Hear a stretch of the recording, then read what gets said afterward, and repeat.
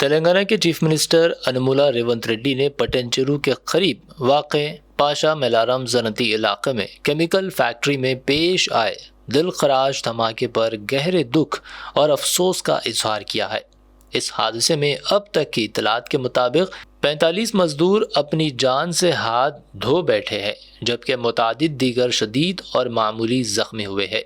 Chief minister ने आज जाए वाक़े का दौरा किया और मौके पर पहुंचकर फैक्ट्री के इहाते का मुआयना किया, जहां उन्होंने मुतालिका अहदेदारों से वाक़े की मुकम्मल तफसीलात हासिल की।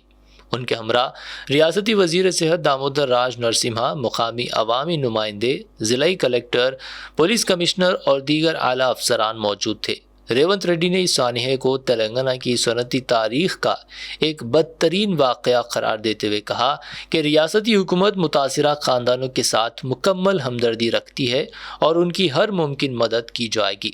चीफ मिनिस्टर ने ऐलान किया कि हर महलूक कारकुन के ख़ानदान को 1 करोड़ रुपए का मुआवजा मुतालिका फैक्ट्री इंतज़ामिया से दिलवाया जाएगा। शदीद ज़ख्मी अफराद को फ़ीकस 10 लाख रुपए और मामूली ज़ख्मियों को फ़ीकस 5 लाख रुपए की रकम फराहम करवाई जाएगी। रियासती हुकूमत की जानिब से भी महलूकीन के विरसा को फौरी तौर पर 1 लाख रुपए की खुसूसी माली इमदाद दी जाएगी। दौरे के दौरान चीफ मिनिस्टर ने पटेंचेरू के मुकामी सरकारी दवाखाने का भी मुआयना किया, जहां जख्मियों का इलाज जारी है।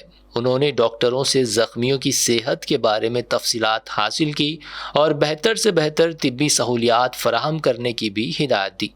रेवंत रेड्डी ने इस मौके पर मीडिया से बात करते हुए कहा कि इस सानहे की जामिया तहक़ीक़ात की जाएगी और अगर फैक्ट्री इंतज़ामिया की लापरवाही या हिफाजती तदाबीर की खिलाफ वर्जी साबित हुई तो सख्त कानूनी कार्रवाई की जाएगी। उन्होंने महकमे फैक्ट्रीज़, फायर सेफ्टी और सनतकारों को भी हिदायत दी कि वो रियासत भर में तमाम सनती इदारों का फौरी मुआयना करे ताकि आइंदा ऐसे हादसात की रोकथाम की जा सके। चीफ मिनिस्टर ने मरने वालों के अफराद ख़ानदान से मुलाकात करते हुए उनसे ताज़ियत का इजहार किया और कहा कि हुकूमत उनके साथ खड़ी है।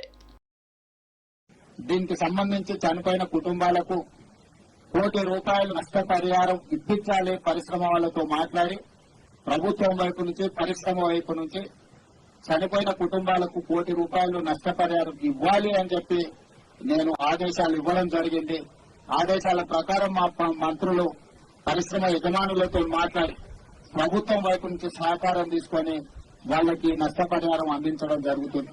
Competent authority to sign. That is what tomorrow you will say that I am not authorized person, sir. Just time being I have signed, or otherwise just time being I was addressing issues. If that is the case, someone has to take responsibility. No, that authorized letter is there.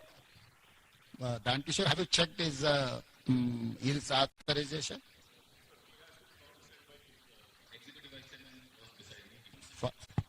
Kishore, this is your responsibility to see that he is authorized person or not. If he is not authorized person, if he is signing also, it is not going to serve any purpose.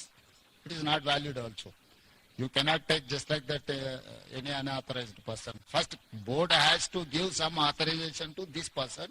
Then this person can negotiate, this person can take a decision. So, Director Factories, no. Rajgopal, have you inspections ivanni chesinawa?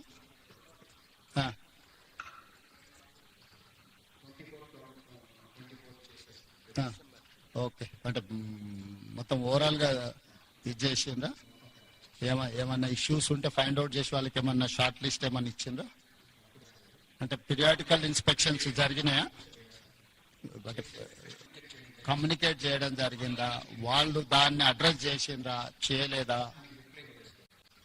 Correct. ఈ అన్ని టీంలను ఎవరు coordination? Someone has to coordinate, someone has to give instructions to each individual department కదా.